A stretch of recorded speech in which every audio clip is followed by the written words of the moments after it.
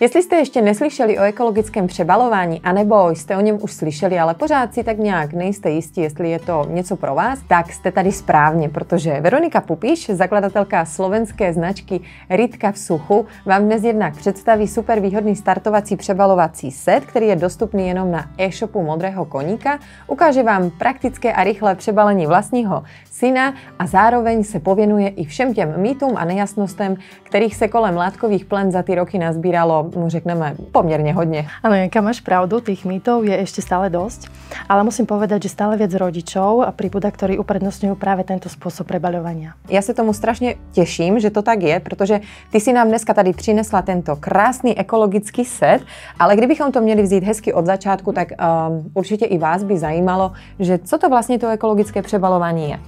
Ekologické prebaľovanie je v podstate opakované používanie produktov, ktoré sú vyrobené z odolných, jemných textilných materiálov, ako je napríklad bambus, ktorý oproti bavlne, ktorá sa používala v minulosti, má oveľa vyššiu savosť a zároveň aj jeho pestovanie je oveľa udržateľnejšie. Pri správnej údržbe týchto produktov nám napríklad takáto jedna vkladačka, ktorá nahrádza tú jednorazovú plienku, ktorú dôverne poznáme, vydrží nie na jedno, ale na 2 až 3 deti, čím nám zároveň odľahčuje tlak na rodinný rozpočet a samozrejme aj odľahčuje výrazne odpadové služby.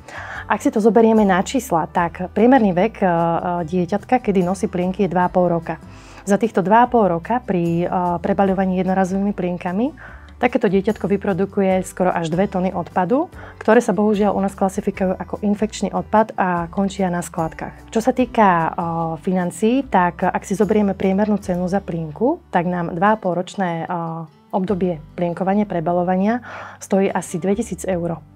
Čiže to je dosť, si myslím, slušná suma, ktorá sa dá ušetriť. Ešte je tu taký trend, čo sa týka jednorazových plienok, a to je ich ekologickejšia varianta. Tie sú určite lepšie, čo sa týka zloženia k detskej pokožke, ekologické jednorazové plienky.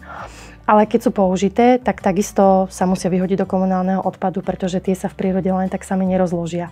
To znamená, že čo sa týka ochrany prírody, tak toto nie je úplná cesta a navyše sú asi 2-krát drahšie ako bežná plienka. Výrazne vhodnejšie z hľadiska ekologického aj z hľadiska finančného sú potom tieto ekologické prebalovačky, ktoré nám okrem iného prispievajú aj na správny vývoj kĺbov. Sú priedušné, to znamená, že dieťatku eliminujú rôzne kožné problémy, alergie alebo zápareniny, čím samozrejme aj znižujú náklady na dermokozmetiku, pretože takáto pokožka sa musí potom často premasťovať. A je všeobecne známe, že deti, ktoré sú prebaľované látkovými plienkami alebo modernými ekologickými prebaľovačkami, sú aj skôr odplienkované. Osobne mi často volajú maminky, ktoré majú deti už v škôlke a potrebujú odplienkovať. Tam potom odporúčame naše tréningové nohavičky, špeciálne na to určené, ktoré vlastne dieťatku spôsobujú diskomfort, pretože ono cíti, že je mokré, ale zároveň nám chránia zariadenie nášho bytu. Totižto tá jednorazová plienka, ona obsahuje polyakrylat sodný v jadre, ktorá mení tekutinu na gel a vlastne to dieťa má non-stop komfort. Ono nie je motivované na to, aby používalo toaletu. Takže to je ten dôvod, prečo pri používaní látkových plienok sa detičky aj skôr odplienkujú. No a my tu dnes máme, protože si nám to tady tak krásně donesla, tento úžasný ekologický set a nejenom mě teda, protože jsem nelátkovala, ale určitě i maminky, které se teďka na nás dívají, zajímá to, že jak se to vlastně v praxi celé používá. Máme tady dneska tvojho syna Vilka, takže pojďme si to všechno na něm ukázat, jak to tedy je. Pre Modrý koník sme vytvorili špeciálny setík, bude vo viacerých farbách a vyskladali sme do ňoho najviac používané produkty, čiže maminka tam nájde denné vkladačky, takéto kontúr tvarované vkladačky, ktoré majú na vlastne dotykovej vrstve stay dry materiál, ktorý odvádza tú vlhkosť do spodných vrstiev, čiže dieťatko má stály pocit sucha, aj keď je to v podstate látková plienka. A do pol nohavičiek sa pripína, to znamená, že tá vkladačka v tých nohavičkách necestuje. Máme tam potom teda vkladačku na deň, univerzálnu vkladačku alebo pre-flat, ktorý som špeciálne nadizajnovala na základe mojich už 4-ročných skúseností. Vlastne to je univerzálna vkladačka, ktorá sa používa aj na deň, aj noc. Je veľmi savá, vydrží celú noc bez toho, aby maminka musela prebaľovať. A ešte keby náhodou nestačilo pri väčších detičkách, sa dá použiť aj booster, teda extrasová vrstva, ktorý sa vlastne dá skombinovať s akoukoľvek vkladačkou. No a samozrejme, maminka tam nájde 2 druhy vrchných pulnohavičiek. To sú práve tie nepremokavé nohavičky alebo pulky, pretože materiál, z ktorého sa šijú, je potiahnutý pulmembránou a tým pádom zabezpečuje nepremokavosť, ale priedušnosť. To je dôležité povedať, nie je to igelit. Tá plienka dýcha, takisto bambus, z ktorého robíme tieto plienky, má antialergické vlastnosti, preto výrazne eliminuje práve spomínané zapareniny alebo alergické reakcie. Častokrát maminky, ktoré používajú jednorazové plienky, vyhľadávajú tieto produkty kvôli tomu, že dieťatko má problém zdravotný s pokožkou a tieto plienky mu ten problém potom eliminujú. No a v setiku nájde potom maminka ešte aj prebalovaciu podložku, veľkú prebalovaciu podložku, ktorú využije od prvého dňa narodenia toho bábätka, pretože vieme, že malé bábätka cikajú možno aj každých 10 minút a často sa stane, že práve pri tom prebalovaní vznikne prekvapenie. A tá podložka je potom veľmi dobre použiteľná napríklad aj v období odplienkovania, kedy bábätko je alebo už dieťatko je v jasličkách alebo škôlke, môže sa dať do postielky, alebo aj doma, keď spí, pretože je to vlastne extra ochranná vrstva k týmto tréningovým nohavičkám. Takže tá podložka je určite veľmi praktická vec na každý deň, kedy dieťatko nosí plienku. Já bych ještě zmínila, na začátku jsem tady uvedla, že kolem toho látkování a celkově kolem toho všeho ekologického panuje samozřejmě nějaká řada mýtů. Takovou tou nejčastější, co teda jsem se doslechla já, je ta, že s tím je neuvěřitelná piplačka.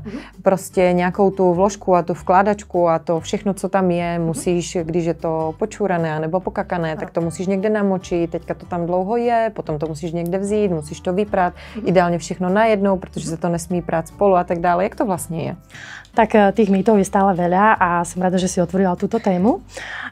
Určite by sa mi nechcelo prebalovať látkovými plienkami v 87., keď som sa narodila, pretože nemali sme také výkonné práčky a naše maminky si to poriadne oddreli. Našťastie sme už troška pokročili aj v tejto sfére.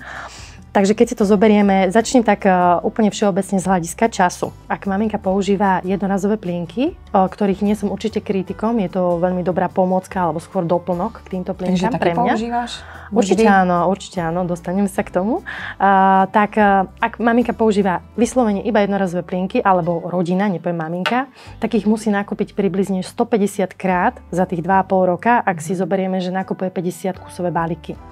To je približne 8,000 plienok, ktoré treba kúpiť, doniesť domov, jedenkrát použiť, vyhodiť do komunálneho odpadu, väčšinou so všetkým, čo tam je, a skoro na dennej báze vyhadzovať do smeti, pretože jednorazová plienka kvôli chemickej reakcii, ktorá sa v nej deje, výrazne zapácha. Oveľa výraznejšie ako bambusová vkladačka, ktorá v podstate ostáva len mokrá a nedieje sa v nej tá chemická reakcia. A tento odpad nie je príliš ľahký. Na konci tohto obdobia nám to vychádza tie 2 tony. Takže tiež to nie je úplne časovo lepšie. Keď si maminka chce kúpiť set látkových plienok, môže to spraviť raz. Kúpi si jednu celú sadu, väčšinou je potom aj ekonomicky zvýhodnená, keď si to kúpi naraz, a môže ju používať nie pri jednom, ale až pri 3 deťoch. Ak nebude mať svoje detičky, veľa maminiek hľada tieto plienky z druhej ruky, vie to ďalej predať. Takže z hľadiska, čo sa týka nakupovania, tam určite ušetrí kopec času. Ďalším takým mýtusom alebo mýtom je, že musia sa prebalovať častejšie. Po správnosti dieťatko by sa malo prebaliť za každým, keď je pocikané. Či má jednorázovú plienku, alebo či má látkovú plienku. Len polyakrylat sodný, ktorý je v jadre jednorazovej plienky, on naseje viacej a maminka nechá tú plienku väčšinou veľmi dlho, jednak aj by ušetrila finančne, ale tam nám potom vznikajú práve tie spomínané kožné problémy a zapáreniny, čiže môže si vyrobiť ďalší takýto problém a navyšujú sa aj náklady na dermokozmetiku, pretože tú pokožku treba stále premasťovať. Čiže polyakrylat sodný určite naseje viacej tekutiny ako bambus, nie je to zase enormné množstvo, má vyššiu savosť, ale tá frekvencia by mala byť dodržaná a to dieťatko by sa malo prebalovať častejšie. Čo sa týka prania, najväčším strašiakom látkových plienok je, čo s tým kakom v tej plienke mám spraviť. Ako som hovorila, naše vkladačky, všetky, ktoré používame, majú špeciálnu state dry vrstvu. Je to separačná vrstva, ktorá vlastne prepúšťa dole to mokro, ostáva suchá a tá tuhá časť sa ľahko vyklepe len do toalety, netreba nič predmáčať, netreba nič prať ručne a po správnosti, Janka, by sa mala táto tuhá časť odstraňovať do toalety aj z tej jednorazovej plienky. Pretože naše skladky nie sú na to uspôsobené a malo by to ísť tam, kam to patrí, a to je toaleta. Takže tu nevidím absolútne žiadny problém. Všetky tieto produkty perieme naraz, na ideálne plný bubon 2 až 3 krát do týždňa. Kedysi samozrejme, preto ten mýtus, treba to vyvárať, treba to žehliť a tak ďalej, zabralo to strašne veľa času. Dneska je to len o tom, že to všetko dáme do pračky a zapneme gombík. Pračka to spraví za nás. Vkladačky sa nesmú žehliť. Tam žehlenie, nohavičky by to zničilo, bambus to nepotrebuje, čiže žehlenie nám úplne odpadá. Stačí ich vysušiť buď vyvesené, alebo v sušičke a použiť okamžite na ďalší cyklus. Kolik je to třeba u takového novorozeniatka nebo malého miminka, že kolikrát se pere? Tie 2 až 3 krát za týždeň. To vychádza pri tých menších bábetkách. Tá frekvencia môže byť kľudne aj menšia, napríklad raz za týždeň už moc neodporúčam, lebo zase tie vkladačky majú svoju životnosť a čím sa o ne mamička lepšie stará, tak tým aj dlhšie vydržia pekné, biele a funkčné. Ale 2 až 3 krát za týždeň je to ideálne. A když je teda tá plínečka počúraná anebo pokakaná, ty teda z toho odstraníš vlastne tú stolici do toalety, tak kde to potom uskladníš tú plínečku? Kde ji máš na to nejaký speciálny kyblík nebo košík? Úplne stačí si kúpiť niekde v domácich potrebách vedierko, ktoré je zatvárateľné, ale nesmie tam byť voda.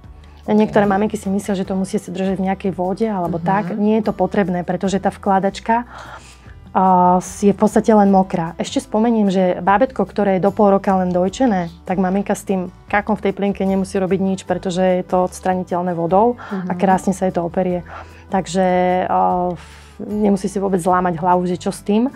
No a to vedro, tým, že ak som spomínala, že v tej plienke sa nedieje tá chemická reakcia, nie je tam polyakrylat sodný, tak tá plienka tak nepachne ako jednorazová plienka. Takže... Asi nejaký zápach tam je, ale nie tak silný, takže proto nejaký ten kyblíček s tým vrchnákem, teda jenom kvôli toho, aby to bolo nejak esteticky možná a malinko eliminovalo ten drobný zápach, ktorý tam je. Ešte poviem, že vkladačky stačí prať na 60 stupňov a raz za čas ich môžeme dať na 90, prípadne použiť bežný dezinfekčný prostriedok na bielizeň, ktorú používame aj na detské oblečenie, takže tiež nejaká žiadna starostlivosť nie je nutná. No ja jediné, čeho lituju, Veroniko, je to, že jsem tě neznala před 10 lety. To počúvam často. Janka, toto počúvam veľmi často. Áno, že si říkám, že jak veľmi jednoduché to je a víceméně je to jednoduché i hlavně kvůli toho, že teda ty materiály se pohly milovými kroky dopředu a že opravdu už to není tak, jako Veronika řekla v 87. roce. Ono prepáčte, preruším, každým rokom je niečo nové aj v tejto oblasti, čiže možno ešte maminky, ktoré používali tieto systémy 5 rokov dozadu alebo 4 roky dozadu, tak používali niečo iné, ako je moderné teraz, takže aj tu sa to stále vyvíja. No já se tomu strašně těším. Já věřím, že všichni vy, pokud se dívají i rodiče, jste dneska přišli stejně tak na chuť jako já ekologickému přebalování, protože je to opravdu jednoduché.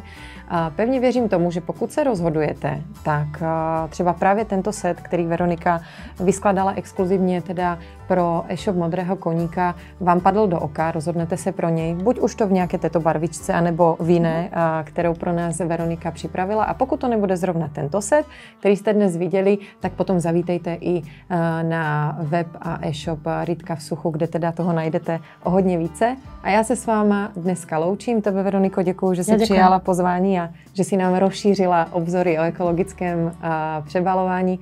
No a vidíme se při dalším videu, takže ahoj. Ahojte. Modrý koník SK. Sprievodca tehotenstvom a materstvom.